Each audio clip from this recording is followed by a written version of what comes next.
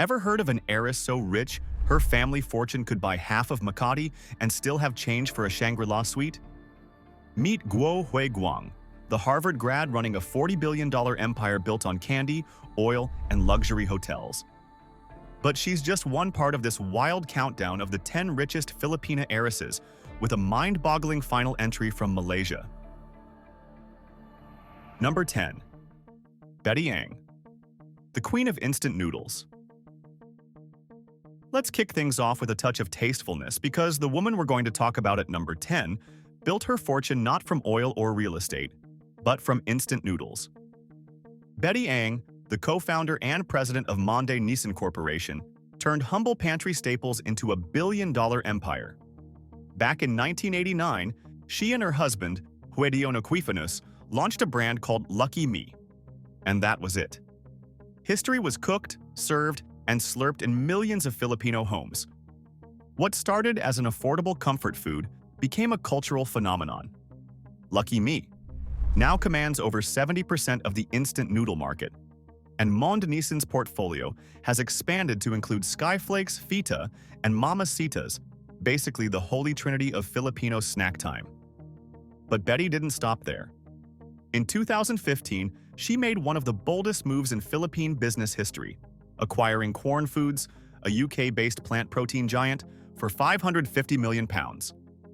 That single deal transformed Monde Nissin from a local favorite into a global food tech leader, putting her in the same conversation as Nestlé and Unilever. What makes Betty particularly remarkable isn't just her success, it's her silence. She's never given a full-length media interview, even after leading the largest ever food IPO in Philippine history, worth nearly $1 billion. Yet her brand is so ingrained in the national psyche that it's practically folklore. Ask any Filipino college student, and they'll tell you how they survived midterms on nothing but Lucky Me, pancit canton, and sheer willpower. And from noodles that shaped a nation's appetite, we shift to quiet power with a touch of controversy. Number 9. Soledad Cojuangco, the matriarch of San Miguel. Now, if you've ever cracked open a bottle of San Miguel beer or driven on a tollway built by SMC, you've brushed shoulders with Soledad Cojuangco, one of the Philippines' most discreet billionaires and arguably its most powerful widow. But here's where her story takes a wild turn. Soledad's late husband, Eduardo Danding Cojuangco Jr., was no ordinary businessman. He was a titan, part politician, part industrialist, and part myth. His life was a tangled web of empire building and controversy, from the Coco Levy Fund saga to the takeover of San Miguel Corporation, a company that went from brewing beer to building airports. But after his passing in 2020, Soledad became the Cojuangco family's matriarch, the steady hand behind a 1.5 trillion peso empire that touches nearly every Filipino life food, fuel, power, tollways. If it moves, lights up, or fills your fridge, San Miguel likely has a stake in it. What makes Soledad fascinating is how unlike her late husband she is. Danding was flamboyant, a Marcos ally with political ambitions and an entourage to match. Soledad, meanwhile, rarely steps into the spotlight. No interviews, no events, not even a soundbite. Yet through her quiet authority, the Cojuangco influence remains unbroken. And while other conglomerates trim down, SMC keeps expanding, from owning Petron to constructing the new Manila International Airport, a $15 billion mega project that could reshape the country's infrastructure for decades. In short, Gretchen Cojuangco doesn't need to shout to be heard. Her empire speaks louder than any press release could. And speaking of empires that define everyday life, we move to our next Filipina heiress who healed the entire nation, a legend whose legacy lives on in every pharmacy across the Philippines. Number 8. Vivian Que-Azcona, the pharmacy heiress. When Mariano Cue opened a small drugstore in post-war Manila in 1945, he probably didn't imagine his daughter would one day become one of the richest women in the Philippines. But Vivian Que-Azcona, the reclusive matriarch behind Mercury Drug, made sure her father's legacy scaled from a single pharmacy to a nationwide chain of over 1,000 stores. dominating the pharmaceutical retail space for over 7 decades.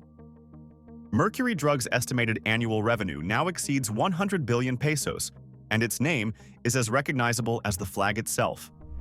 Vivian, whose estimated fortune sits around $1.7 billion, took charge quietly but decisively, automating systems, expanding the distribution network, and ensuring every Filipino province had access to affordable medicine.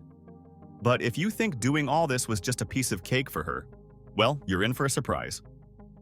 Vivian joined the company in 1977 as a young assistant and worked her way through every rung of the ladder, learning logistics, accounting, and store operations before eventually taking over as president. By the time she did, Mercury Drug had grown into an empire of over 1,200 branches nationwide, the largest and most trusted pharmacy chain in the country. Her genius was operational. Vivian revolutionized how Filipinos accessed healthcare. She pioneered 24-hour pharmacy service, launched the Suki loyalty program, and introduced Gamot Padala, a delivery service that allowed families to send medicine anywhere in the country. In short, she made access to healthcare not just convenient, but personal. For decades, surveys have ranked Mercury Drug among the country's most trusted brands, sometimes even above government agencies. That level of credibility doesn't come from advertising. It comes from service. When Vivian passed away in April 2025, tributes poured in from across the nation, not from fellow billionaires, but from ordinary Filipinos. She wasn't just a CEO. She was the woman who made sure no one had to walk far for medicine, no matter who they were. And now, buckle up, because coming up next is a woman whose family name is stamped on half the shopping bags in the country. Number 7. Robina Gokongwei-Pe, Philippines retail royalty. Every time you've popped into a Robinson's supermarket, grabbed medicine from South Star Drug, or browsed at Ministop, a part of your peso ended up in Robina Gokongwei-Pe's pocket. As the president and CEO of Robinson's Retail Holdings, Robina oversees a massive consumer empire of over 2,000 stores nationwide, a retail web so wide it touches nearly every Filipino household. Born into the legendary Gokongwei dynasty, Robina grew up watching her late father, John Gokongwei Jr., build JG Summit from scratch. But she's no passive heir. With an estimated net worth of around $1.9 billion, Robina is the modern face of old money. Sharp, strategic, and allergic to corporate complacency. Known for her hands-on management style, she's the type to walk into a supermarket unannounced just to check shelf displays or chat with cashiers about customer feedback. Her leadership blends data-driven precision with a grounded understanding of how everyday Filipinos shop. Beyond the boardroom, her lifestyle strikes a delicate balance between elegance and restraint. Her Dasmariñas Village mansion, valued at over 700 million pesos, is said to house a private art collection rivaling local museums, while her Tagaytay villa serves as a weekend sanctuary away from Manila's buzz. She moves between cities in a Bombardier Global jet, always understated in Chanel suits, Valentino pumps, and Bulgari jewelry. Quiet power with impeccable polish. But perhaps her most defining trait is purpose. Through the Gokongwei Brothers Foundation, Robina funds educational and entrepreneurship initiatives that empower future innovators, a nod to her father's vision of inclusive growth.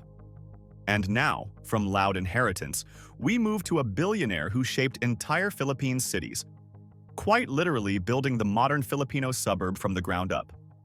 Number 6. Josephine Gotianun-Yap, the real estate empress. If the Philippines had a monopoly board, half the tiles would probably belong to Josephine Gotianun-Yap. As chairperson of Filinvest Development Corporation, she inherited her late parents' vision, but took it to the next level. Together with her husband, the late Andrew Gotianun, she built an empire spanning real estate, banking, energy, and hospitality, worth billions in assets. Filinvest City in Alabang, Festival Mall, Crimson Hotels, all carry her imprint.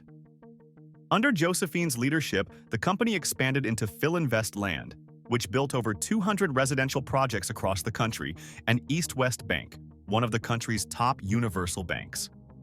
She's known as a meticulous decision-maker, blending engineering precision with boardroom poise. Her Ayala Alabang mansion, valued at over 500 million pesos, serves as her base, but she's often spotted jetting off to company projects aboard a Gulfstream G450 or relaxing in her Balasan villa, surrounded by fellow tycoons.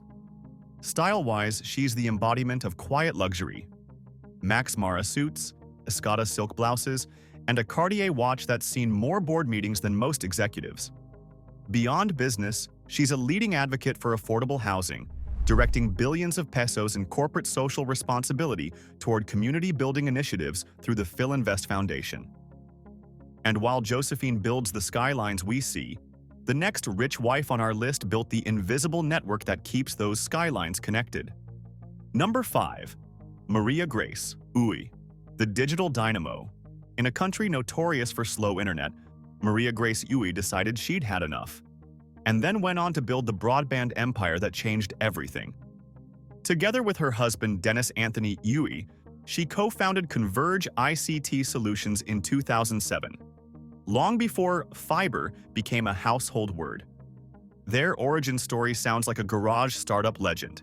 The two were running a small cable TV business in Pampanga, selling Betamax tapes on the side, when they spotted a gap in the market. Everyone was hungry for speed, but the big telcos weren't delivering, so they decided to do it themselves. Fast forward to today, Converge has grown into one of the Philippines' top broadband providers, a network of over 800,000 kilometers of fiber, connecting 17 million homes nationwide. Their 2020 IPO raised $500 million, the largest tech IPO in Philippine history, and instantly turned the couple into one of the nation's richest power duos. Maria Grace, who serves as President and Chief Resources Officer, is often described as the brains that keep the machine running. She's meticulous, data-driven, and famously demanding. The kind of leader who knows the numbers down to the decimal, her focus, speed, reliability, and scale. And unlike many dynasties on this list, the Uys are entirely self-made. No inheritance, no family fortune, just sheer grit, vision, and sleepless nights wiring up a dream. In under 2 decades, Converge has forced telecom giants like PLDT and Globe to evolve or risk becoming obsolete. Analysts have even compared its growth curve to Netflix in its early days: lean, aggressive, and unstoppable. Now, from a woman who connected the nation, we move to a powerful heiress who decided to carve her own path despite inheriting billions. Number 4. Elizabeth Betty Sy, the SM heiress of style. Luxury, hospitality, and the art of making people feel at home. That's Elizabeth Sy's empire summed up. As the daughter of the late retail giant Henry Sy Sr., Betty didn't just inherit money, she inherited the blueprint of modern Filipino life. But instead of just following her family's retail path, which was certainly the easy way, she chose to chart her own, one rooted in elegance and experience. Through SM Investments Corporation, she sits on the board of a conglomerate that runs half the country's shopping, banking, and real estate worlds, from SM Supermalls to BDO Unibank, all the way to the 5-star Tall Vista Hotel. That's a portfolio so massive it basically defines where the Philippines shops, saves, and stays. But unlike her brothers who dominate headlines with billion-peso expansions, Betty's empire moves quietly, wrapped in silk, pearls, and perfect timing.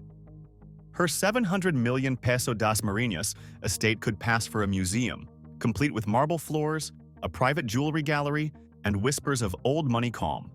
When she's not hosting charity dinners for the SM Foundation, she's hopping between Hong Kong and Paris in her Bombardier Challenger jet, dressed head to toe in Chanel tweed and Cartier diamonds because of course she is. And yet, beneath the couture is a woman who keeps giving back, funding scholarships, hospitals, and community centers across the country. But while Betty inherited malls and built an empire for herself, the women coming up next shaped how the nation thinks.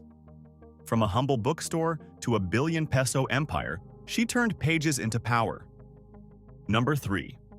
Socorro Ramos, the bookstore billionaire matriarch.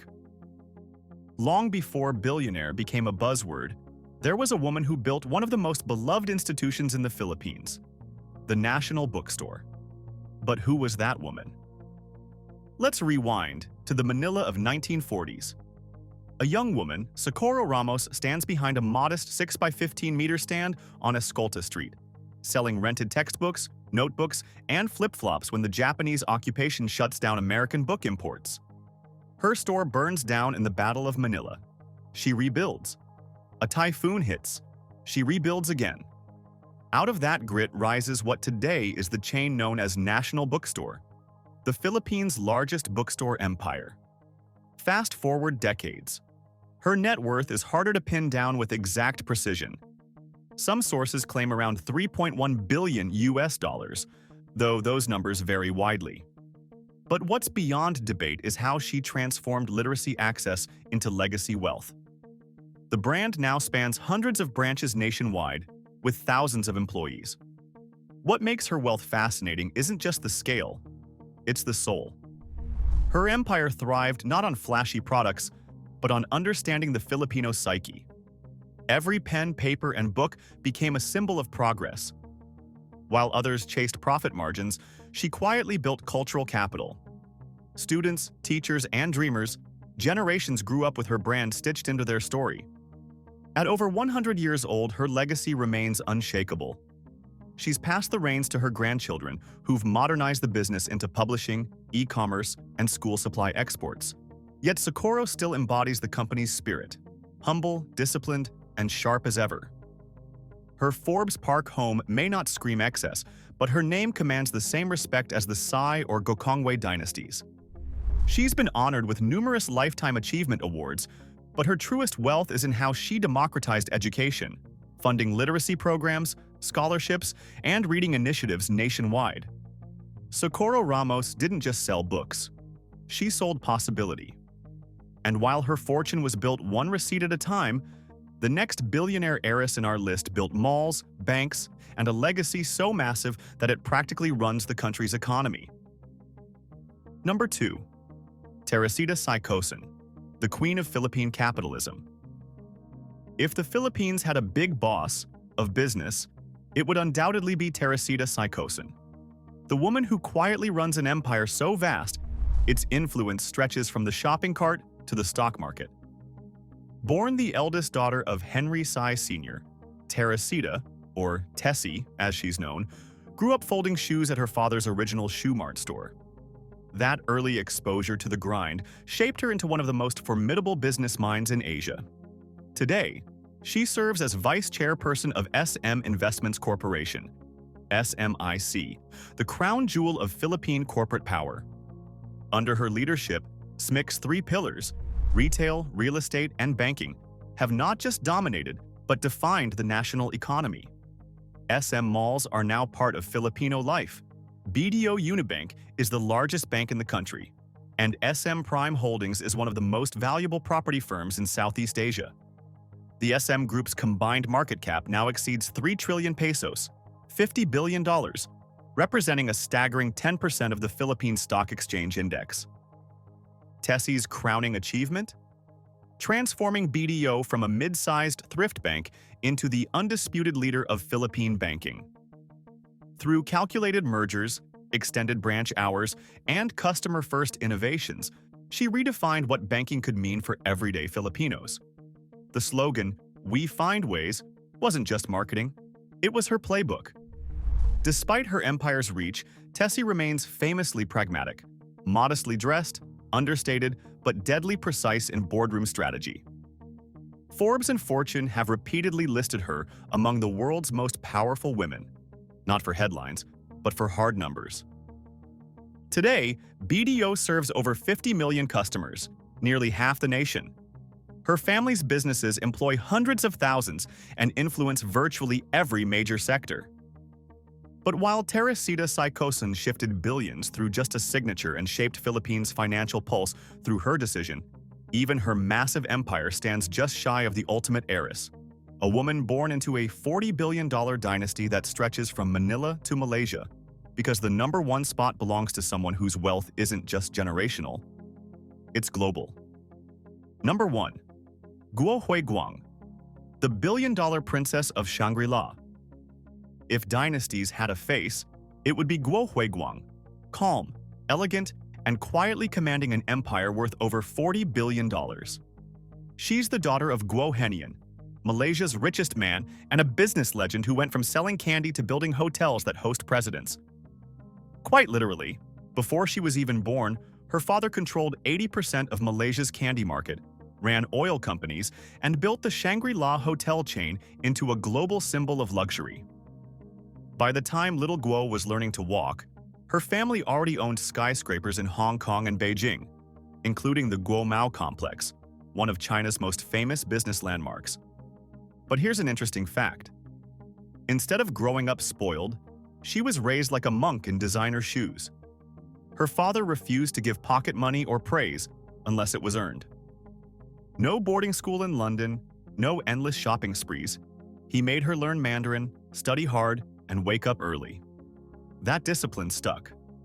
Fast forward to her 20s, Harvard degree in East Asian literature, Wall Street experience at Morgan Bank, and a reputation for being sharp but unshakably polite.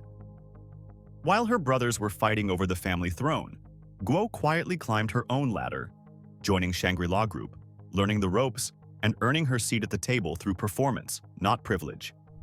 Then came the chaos. The Guo sons, once heirs apparent, got tangled in public scandals and rivalries. By 2017, their father had had enough. The empire needed a steady hand, and that's when Guo Hui Guang stepped in. She didn't just take control, she stabilized a multi-billion-dollar corporation spread across continents. Overnight, she became chairwoman of Shangri-La, replacing both her brothers, a move that shocked Asia's old money circles. And yet, you'd never guess it from her lifestyle. While other billionaires chase yachts and couture, Guo shops in casual stores and wears $15 pants to meetings. She and her husband, a Stanford-educated prince from another powerful family, live simply, raise 3 golden retrievers, and take their kids to the beach to pick up trash. In a world obsessed with loud wealth, Guo Hui Guang is proof that power can whisper. Because when your family built half of Asia's luxury skyline, you don't need to brag. The world already knows your name. And there you have it, the 10 richest Filipino heiresses with the #1 entry from Malaysia. Which one of these women fascinated you the most? Let us know in the comments. And for more such peeks into the lives of the rich, take a look at our channel.